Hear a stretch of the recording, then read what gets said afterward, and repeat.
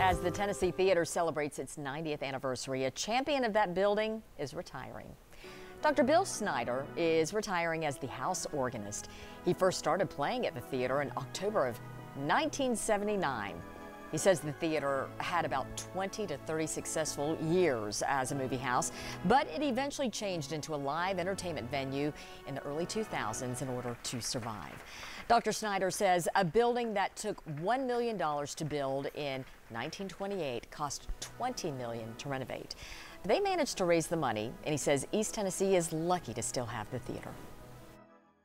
That's a great landmark, 90 years survival. So many of the movie palaces like the Tennessee have been torn down, and we're lucky to have it here in Knoxville. There will be a special Mighty Musical Monday tribute to Dr. Snyder coming up on October 1st at the Tennessee Theater starting at noon. Good news for